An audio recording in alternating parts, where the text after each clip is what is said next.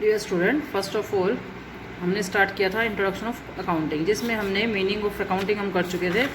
आज हम जो करने वाले हैं वो सेकंड है अकाउंटिंग प्रोसेस, कि हमने जो अकाउंटिंग करनी है वो किस तरीके से करनी है। ठीक है, तो सबसे पहला काम होता है आपका फाइनेंशियल ट्रांजेक्शन को ढूंढना। सबसे पहला काम कि ऐसी कोई भी आइटम्स, ऐसी कोई भी ट्रांजैक्शन जिसको पैसों के बदले, मनी के बदले में हम उसको चेंज कर सकते हैं या मनी में जिसको हम रिफ्लेक्ट कर सकते हैं, ऐसी ट्रांजैक्शंस को आपने ढूंढना है। ठीक है। सेकंड, उन सभी ट्रांजैक्शंस को रिकॉर्ड करना है आपने। अलग अलग, जैसे इसके 100 रुपये लेने हैं, किसी 50 रुपये लेने हैं, किसी 20 रुपये लेने हैं, किसी 50-60 रुपये लेने हैं, किसी भी, ऐसे आपने अलग अलग देख लिया। ठीक है, आपने जितनी भी फाइनेंशियल ट्रांजैक्शन देखी उन सभी में, उन सभी ट्रांजैक्शंस को आपको रिकॉर्ड करना है। ठीक है, कहाँ पे रिकॉर्ड करना है? डिफरेंट बुक्स ऑफ अकाउंट्स में। ठीक है, अब कौन सी डिफरेंट बुक्स ऑफ अकाउंटिंग में करना है? हमें बुक्स में अपनी जो भी ट्रांजैक्शंस है उसको रिकॉर्ड करना है। सबसे पहले होता है जर्नल। ठीक है, सेकंड होता है इस जर्नल की जितनी भी एंट्रीज हैं उनको हमें लेके जाना है, या तो कैश बुक में, या परचेज बुक में, सेल्स बुक में, परचेज रिटर्न में, सेल्स रिटर्न में, या जर्नल प्रॉपर में। हमने देखा कि जितनी भी हमारी एंट्रीज थी, जितनी भी ट्रांजैक्शंस थी, हम उसको सबसे पहले जर्नल में लेके गए। अब जर्नल क्या होता है? एक ऐसी बुक जिसके अंदर आपने कुछ भी लिया, कुछ भी दिया, किसी को भी दिया, किसी से भी लिया, मतलब जितनी भी एंट्रीज है, टोटल ऑल ओवर एंट्रीज हमारी कहाँ जाती हैं? जर्नल में। जैसे आप बही खाता देखते हो, आपने जैसे छोटे व्यापारी को देखा हो तो वो क्या करते हैं, नाम, मतलब जो भी आप उसने सेल की, 20 रुपये की चाय पत्ती बेच दी, 30 रुपये की चीनी बेच दी, 50 रुपये का सामान आ गया, 60 रुपये का सामान आ गया, ऐसे मतलब वो सारे ट्रांजेक्शन को लिखता जाता है एक जगह पर, तो उसे बोलते हैं जर्नल प्रॉपर। आपने जितना भी किसी को दिया या लिया, जो भी आपकी ट्रांजैक्शन हुई, सारी टोटल आपने जर्नल में पोस्ट कर दी। वहाँ पर पोस्ट करने के बाद आपने देखा कि राम की, रमेश की, या कोई और नाम ले लो, सूरज की, या और फर्दर और भी बहुत सारे, इन सब की बहुत सारी एंट्रीज हैं, बहुत सारी ट्रांजैक्शंस हैं। ठीक है, राम की तकरीबन 100 एंट्रीज हैं, 50 इसकी हैं, 20 एंट्रीज इसकी हैं, ऐसे सारी एंट्री मिक्स हुई पड़ी हैं और हम ये कंक्लूजन नहीं कर पा रहे टोटल में, ऑल ओवर में, कि मुझे राम से पैसा लेना है या देना है टोटल में। कई बार होता है ना कि हम 100 रुपये का सामान लिया है, 50 रुपये सबमिट कराए, फिर हम 200 रुपये का सामान लिया है, 300 रुपये सबमिट कराए, 500 रुपये का सामान लिया है, 700 रुपये सबमिट कराए। तो हम टोटल में हम निकाल के देखते हैं ना कि हमने कितने का सामान लिया और कितने का दिया।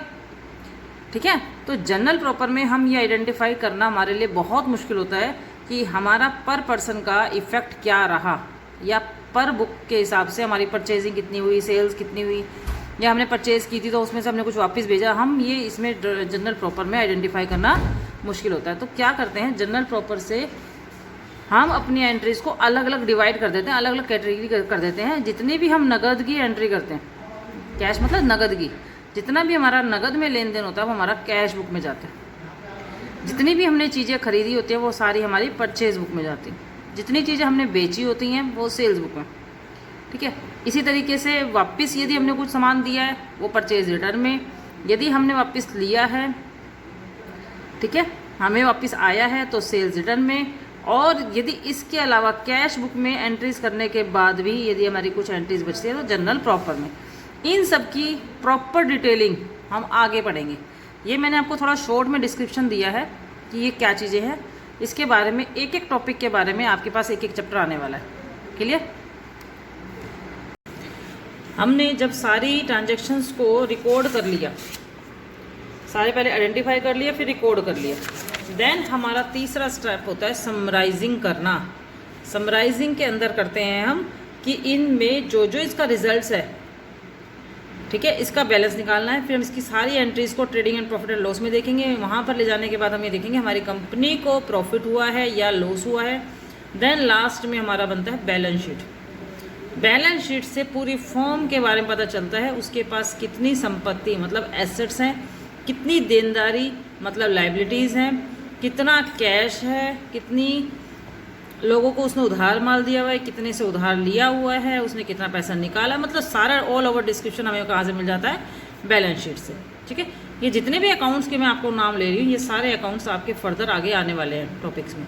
यहाँ पर एक थोड़ा सा शॉर्ट रिव्यू दिया मैंने आपको। फिर 5th टॉपिक है हमारा एनालाइज एंड इंटरप्रेशंस। ये जब सारे अकाउंट्स बन जाते हैं तो उसके बाद इन सभी आंकड़ों को, इन सभी जो भी हमने इसके अंदर ट्रांजेक्शन्स की हैं उसको हम एनालाइज करते हैं, अलग अलग उसके हिसाब से हम रिज़ल्ट निकालते हैं। मान लो सपोज करो पिछले साल 2019 में मेरी फर्म ने 20,000 रुपये प्रॉफिट कमाया। ठीक है, 20,000 रुपये प्रॉफिट कमाया, 2 लाख रुपये की सेल हुई थी। 2 लाख रुपये की सेल के ऊपर मैंने 20,000 रुपये प्रॉफिट कमाया 2019 में। यदि मैं 2020 की बात करती हूँ, वही प्रॉफिट मेरा 40,000 रुपये हो गया, मगर सेल्स हमारी इस बार 4 लाख हो गई। यदि मैं खाली प्रॉफिट को देखती हूँ तो मेरा प्रॉफिट बढ़ गया। मैंने लास्ट ईयर 20,000 कमाए थे, इस साल 40,000 कमाए हैं, डबल प्रॉफिट कर लिया। तो इसका मतलब मेरी कंपनी ने तो बहुत ग्रोथ कर दी। मगर यदि मैं सेल्स के साथ प्रॉफिट को देखूँ तो 2 लाख रुपीज़ के साथ 2 लाख की सेल करता हूँ तो 20,000 प्रॉफिट हो रहा है। यहाँ 4 लाख की सेल्स करती हूँ तो 40,000 का प्रॉफिट हो रहा है। तो इसका मतलब मेरी सेल्स बढ़ी है, ना कि प्रॉफिट बढ़ा है। ठीक है ना। तो इस तरीके से इन सभी जब हम अकाउंट्स को प्रिपेयर कर लेते हैं तो एनालाइज करते हैं, इंटरप्रिटेशन करते हैं। उसके बाद communicating of summarise data to users जो अलग अलग इन अकाउंटों का किस किस को फ़ायदा या नुकसान होने वाला है, उन सभी से बातचीत करके, उन सभी यूज़र्स से बात करके उनको मतलब बताया जाता है उस अकाउंट्स के बारे में, उन सभी की डिटेल दी जाती है ताकि आने वाले टाइम में वो उसके अकॉर्डिंगली प्लानिंग कर सकें। जैसे एम्प्लॉई है, वो देख रहा है कि कंपनी को प्रॉफिट बहुत ज़्यादा हो रहा है, हर साल कंपनी के प्रॉफिट बढ़ रहे हैं। तो एम्प्लॉई को जब ये बात पता चलती है तो वो चाहे उन्हें थोड़ी सैलरी कम मिलती है, मगर उन्हें इस चीज़ का भरोसा मिलता है कि हमारी जो नौकरी होगी वो लॉन्ग टर्म के लिए होगी। ठीक है ना, हमें बार बार हटाया नहीं जाएगा क्योंकि कंपनी को प्रॉफिट हो रहे हैं। ठीक है, तो इससे वो मोटिवेट होकर और अच्छा काम करेंगे। तो ये इस तरीके से डिफरेंट यूजर्स होते हैं। हमारे कंपनी में जो पैसा लगाते हैं इन्वेस्टर्स होते हैं, उनका अलग अपना मोटिव होता है। ठीक है, जो हमारे मैनेजर्स होते हैं वो बुक्स में से अपने हिसाब से आइटम मतलब ट्रांजेक्शन्स को देखते हैं। तो ये सारे जितने भी डिफरेंट यूज़र्स हैं वो उनको उस चीज़ के बारे में, जो भी हमने डाटा इकट्ठा किया उसके बारे में उसको कम्युनिकेट करेंगे, उनको बताएंगे। ठीक है, इसका एक साइकिल देखो, ये जो बातें मैंने आपको बताई हैं ये सारा एक साइकिल के हिसाब से भी हम इसको समझ सकते हैं। सबसे पहले हमने ट्रांजेक्शन ढूंढी थी, ट्रांजेक्शन को हमने रिकॉर्ड किया था जर्नल एंट्री में। उसके बाद जर्नल एंट्री से हमने सारी बुक्स बनाई थी। बुक्स बनाने के बाद हमने इसका लेज़र बनाया था, क्लासीफाई किया था। ठीक है, उसके बाद ट्रायल बैलेंस बना। ट्रायल बैलेंस के बाद हमने बनानी है trading and profit and loss account और बैलेंस शीट, जिसे हम फाइनेंशियल स्टेटमेंट भी कहते हैं। फाइनेंशियल स्टेटमेंट में लास्ट 31 मार्च को हमारे 2 अकाउंट प्रिपेयर किए जाते हैं, trading and profit and loss account और बैलेंस शीट, अकाउंटिंग पीरियड के लास्ट दिन। कई कंपनियों में अकाउंटिंग पीरियड 1 अप्रैल से लेकर 31 मार्च होता है। कई जगह देखने को मिलता है कि 1 जनवरी को स्टार्टिंग करते हैं और 31 दिसंबर को होता है। तो अलग अलग कंपनीज का अलग अलग अकाउंटिंग पीरियड होता है और अकाउंटिंग पीरियड 1 साल का होता है। ठीक है, तो उस दिन जब लास्ट डे अकाउंटिंग पीरियड का होता है उस दिन वो profit and loss account prepare करते हैं और बैलेंस शीट करते हैं। उसके आधार पर एनालाइज किया जाता है। एनालिसिस करने के बाद डिफरेंट जितने भी यूजर्स हैं उनसे बात की जाती है। क्लियर। अब हमारी ब्रांचेस कौन कौन सी अकाउंटिंग है, हम किस किस तरीके की अकाउंटिंग करते हैं। ब्रांचेस में सबसे पहला ब्रांचेस क्या होती है, the emergence of corporate form of organisation and technological development has resulted in large scale of business operations. जो बड़े बड़े बिजनेस होते हैं उसमें डिफरेंट टेक्नोलॉजीज यूज़ होती हैं, डिफरेंट तरीके की जो हमारे पास फॉर्म्स आती हैं, ऑर्गेनाइजेशंस होती हैं, उन सब में अलग अलग तरीके के काम किए जाते हैं। The management require various type of accounting information, we have several branches of accounting these days. तो मैनेजमेंट को अलग अलग तरीके से अलग अलग डिपार्टमेंट के लिए, ठीक है, अकाउंटिंग करनी पड़ती है। जैसे फाइनेंशियल अकाउंटिंग कौन करेगा, फाइनेंशियल अकाउंटिंग का मेन पर्पज़ है कि जो फाइनेंशियल अकाउंटिंग है उसके अंदर हम ट्रांजेक्शन्स को रिकॉर्ड करें, क्लासीफाई करें, समराइजिंग करें, इंटरप्ट करें और देन यूजफुल इंफॉर्मेशन को कम्युनिकेट करें किसके साथ, जो भी उसके यूज़र्स हैं उसके साथ, ठीक है। देन लास्ट में हम फाइनेंशियल साउंडनेस के लिए, फाइनेंशियल साउंडनेस का मतलब हो गया आपको जो पूरी फर्म है उसके अंदर उसने क्या, उसकी फर्म की कैपेसिटी रही कि कंपनी बढ़ रही है, घट रही है, प्रॉफिट हो रहा है, लॉस, उस साउंडनेस को चेक करने के लिए हम trading and profit and loss account बनाए, और देन बैलेंस शीट जो अभी हमने प्रोसेस में साइकिल में देखा था, ठीक है। अगला आता है cost accounting. This branch of accounting helps in asserting the cost of product and service provide by the enterprise so that selling price of such product और सर्विस बी क्वोटेड। इस ब्रांच का काम होता है, ये जो ब्रांच है कॉस्ट अकाउंटिंग की, हमें हेल्प करती है कि हमारे प्रोडक्ट की या हमारी सर्विसेज की क्या कीमत रहेगी और उसको हम कितने में बेचेंगे या हम उसके लिए क्या कॉस्ट लेंगे, ठीक है। ये हमारी कॉस्ट ऑफ प्रोडक्ट की एक्सरसाइजिंग को कंट्रोल करता है कि हमें यहाँ पर ये पता चलता है कि हम जो प्रोडक्ट की कॉस्ट ले रहे हैं वो बहुत ज़्यादा या बहुत ज़्यादा कम नहीं होनी चाहिए, रीजनेबल होनी चाहिए। तो कॉस्ट अकाउंटिंग के माध्यम से ये सब चीज़ देखने को में हेल्प मिलती है। अगला है management accounting. Management accounting to refer accounting for managerial decisions making. Managers को अपने डिसीजन लेने के लिए, ठीक है, मैनेजरियल अकाउंटिंग की ज़रूरत पड़ती है। इसमें हम रेशियो एनालिसिस करेंगे, कैश फ्लो स्टेटमेंट बनाएंगे, फंड फ्लो स्टेटमेंट बनाएंगे और बजटरी कंट्रोल बनाएंगे, एक्सेट्रा एक्सेट्रा। ये बहुत सारे हम अकाउंट्स प्रिपेयर करते हैं जिसके माध्यम से हम मैनेजर्स जो होते हैं वो डिसीजन ले पाते हैं। इसमें जो रेशियो एनालिसिस है, ठीक है, और जो कैश फ्लो स्टेटमेंट है, ये दोनों आपकी 12th में कवर अप होंगी, और फंड फ्लो स्टेटमेंट भी, ठीक है। बजटरी कंट्रोल आपका BA BCom में कंट्रोल होगा, कवर अप होगा, ठीक है। मैनेजमेंट अकाउंटिंग के अंदर हमारी रेशियो एनालिसिस आती है, cash flow statement, fund flow statement और बजटरी कंट्रोल आएगा, ठीक है। Tax accounting, if accounts are prepared with a view to compute income tax, sale tax, excise duty, import duty etcetera, such accounts are called tax accounting. Tax accounting के माध्यम से हमें income tax find out करने में, sales tax find out करने में, किसी तरीके की हमने एक्साइज ड्यूटी लगाई हुई है, इंपोर्ट ड्यूटी लगाई है, माल को अपने देश में मंगवाने पर भी ड्यूटी लगती है और अपने देश से दूसरे देश में जाने पर भी ड्यूटीज़ लगती हैं। तो इस तरीके की जो भी हमें अकाउंटिंग करनी होती है वो हमारी सारी किस्में आएगी टैक्स अकाउंटिंग में। फिर है सोशल रिस्पॉन्सिबिलिटीज़ अकाउंटिंग। ये जो अकाउंटिंग होती है ये हमारे को कैपिटल्स के बारे में, लेबर्स के बारे में या बिजनेस को जो हम अदर फैसिलिटीज़ दे रहे हैं उसके बारे में कंप्यूट करने में, उसको बताने में हेल्प करती है। क्योंकि आपको जितना ज़रूरत पैसे की है उतनी ही ज़्यादा ज़रूरत लेबर की भी होती है, ठीक है। तो सबसे ज़्यादा मेन हो जाता है सोशल रिस्पॉन्सिबिलिटीज़ अकाउंटिंग को ध्यान रखने का, ठीक है।